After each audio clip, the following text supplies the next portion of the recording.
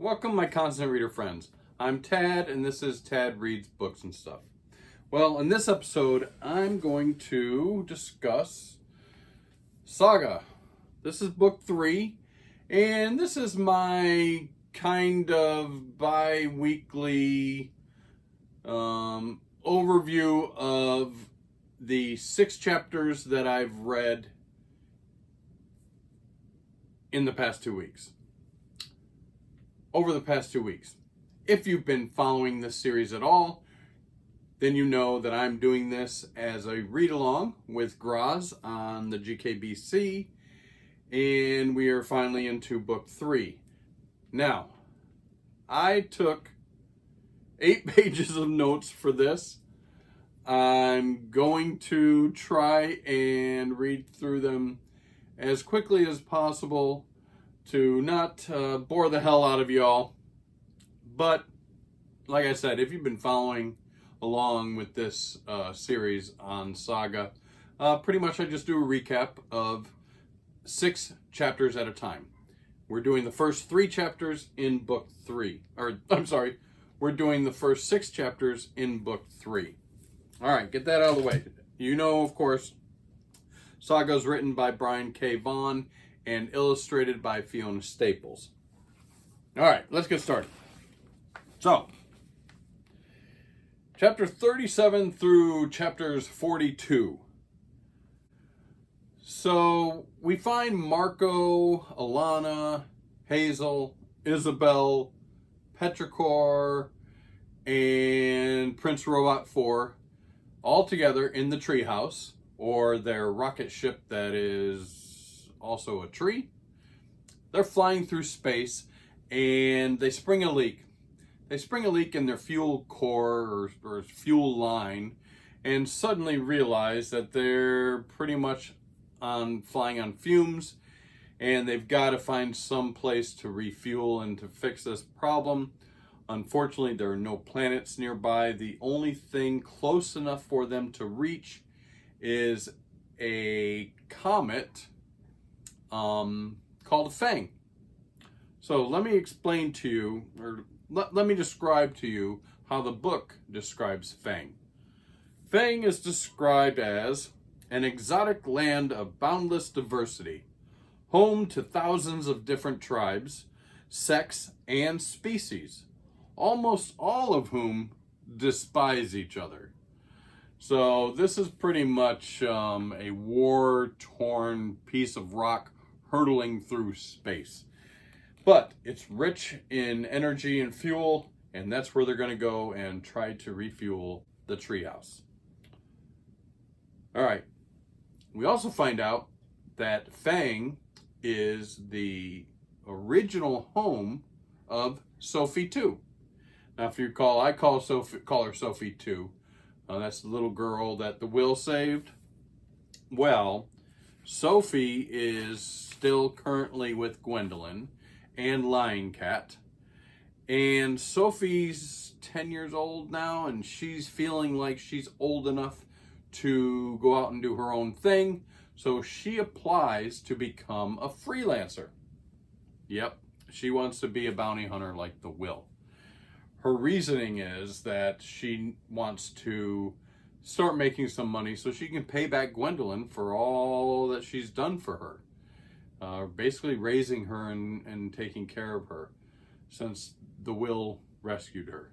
Gwendolyn doesn't want her to do this, of course, but she also feels that maybe by becoming a bounty hunter, she could finish what the Will couldn't. All right, so we go back to the treehouse. The treehouse lands on Fang and sinks its roots into this rock and starts sucking up energy to refuel. While they're doing this, they, of course, exit the treehouse and they come across this little gopher guy. Young man, gopher, looks like a gopher anyways, and his name is Curty. So they start talking to Curty, and he's saying he's hungry, he's starving, and of course Alana now being pregnant and feeling those motherly instincts, decides that she's going to feed Curty And Curdy says, "Is my whole family?" And she's like, "What?" And then like hundreds of these gophers pop up, and she takes them all in. She's going to feed them and be a mother to them all. Now, what was meant to, what they thought would only take a couple hours at best, ends up taking over 6 months for them to refuel the treehouse. Now, during this time, through these 6 months, Hazel is, of course, getting into that age where she's becoming very disruptive, very difficult, rude even to the point where she gets quite rude with Isabel, her babysitter, her ghost. But she also has developed quite a relationship with Curdy. Let's see where that goes. So now let's go back and take a look in on Prince Robot 4. What a guy. So he thinks that this is taking way too long. He really would like to get back to his son, who he calls Squire, because Squire has a birthday coming up. So he thinks he's going to take it into his own hands, and he knows that at one time there was a robot embassy on the other side of Fang, and he's sure that he could find it and maybe find a fuel cell that he could use to get this tree fueled up and get the hell off Fang. So he's going to go do that, but then Isabel comes over and Isabel says, "Whoa, brother, that's really dangerous. Don't just go walking in. You don't know what's over there. Let me go over there. I'm a ghost. I can do some recon for you, and I'll volunteer. I'll just go over there, look real quick. If it's got a fuel cell, I'll come back and tell you, and then we can go." So she talks Prince Robot into it. He says, "Okay, fine. Go do it." So now let's flash over to the Will. The Will, of course, is still looking for Gwendolyn and Sophie and Lion Cat. And in his search, he comes across Velour. And Velour says that she's Gwendolyn's wife. Interesting. All right, so let's go flash now back to Isabel.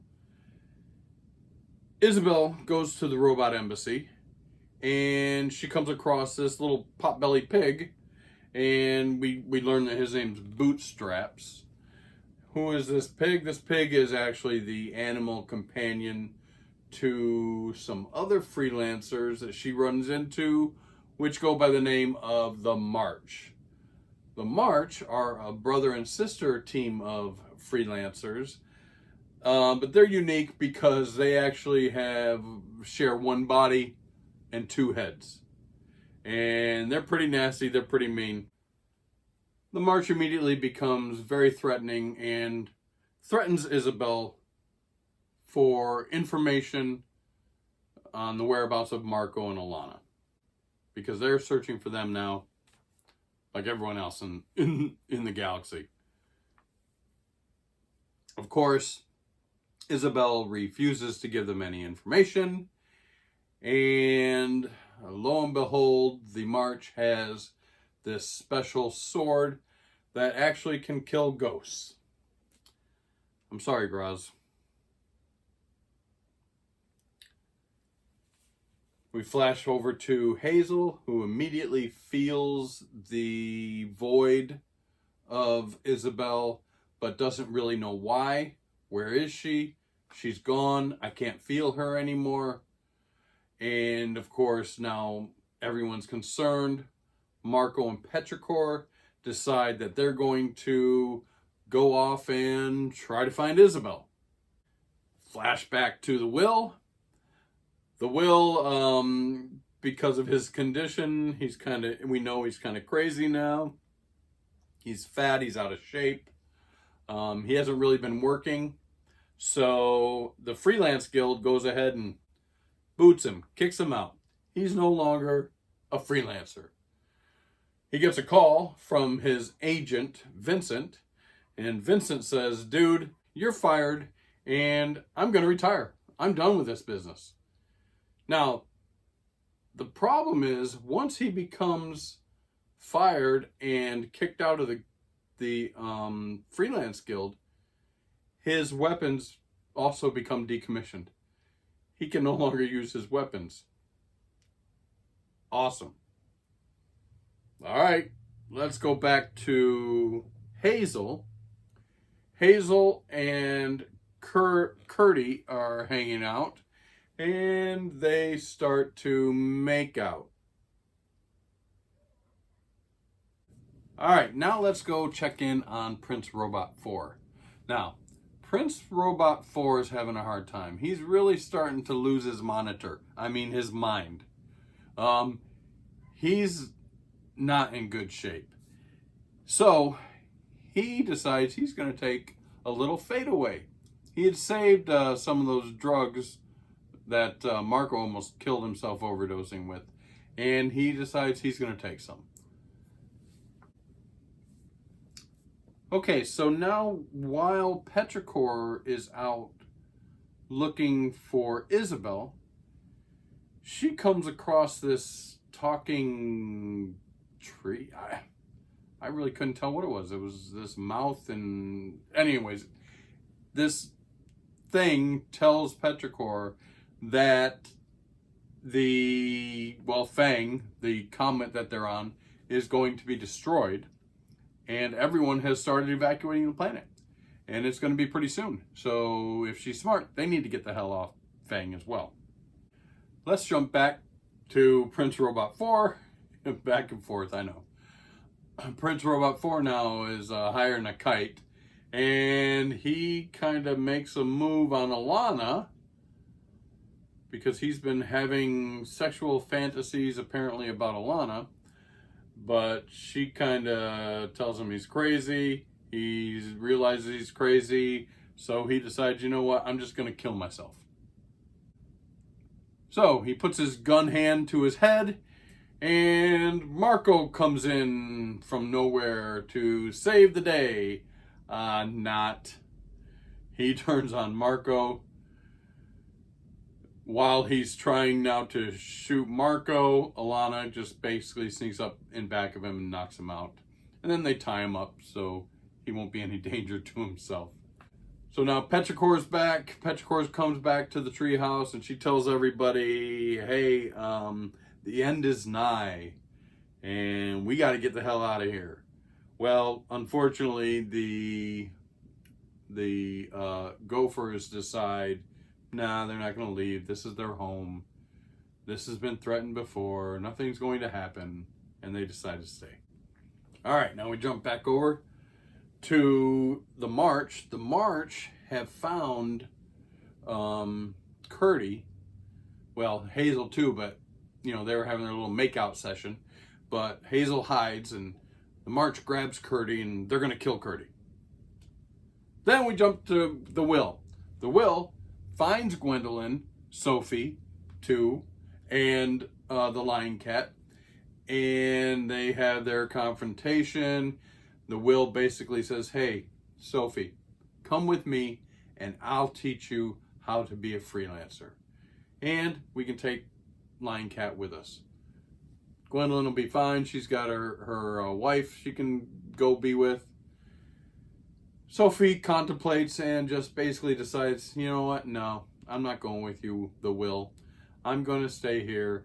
But if Lion Cat wants to go with you, Lion Cat's free.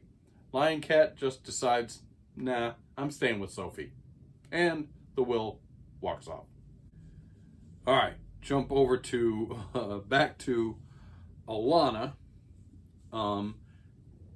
Somehow, Alana discovers the March before they're able to kill Curdy and decides, hey, let's make a trade. We'll make a little trade-off so you don't have to harm Curdy. She knows that Hazel's hiding and doesn't want to give Hazel up. So they say, oh, that sounds like a good idea, and then send out this like bolo thing and tie Alana up. They're probably going to kill her, but then here comes Marco again to save the day. and Marco blows away the march. Yep, kills him. And her.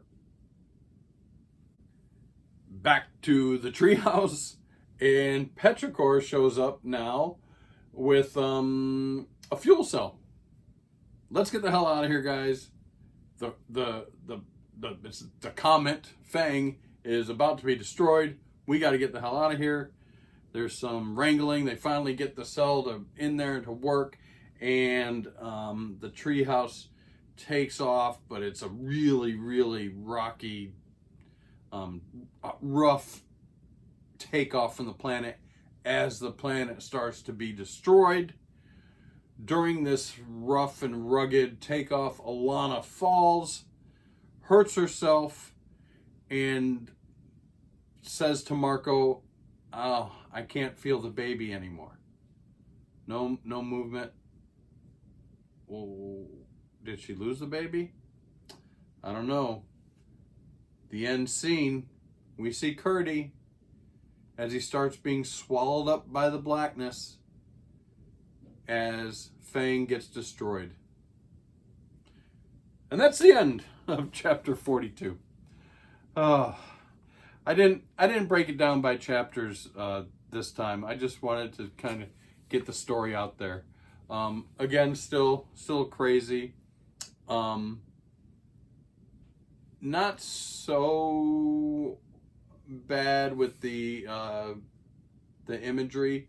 Not as much sex and nudity as normal, but still a beautiful chaos. It's all over the place. The story's advancing. We'll see where it goes from here. Can't wait to see what Grozz thinks about these last 6 chapters. And as usual, if you all find any entertaining value in my videos, please like, subscribe, and give me a lot of comments. I like seeing the comments. All right, guys, until next time, peace out.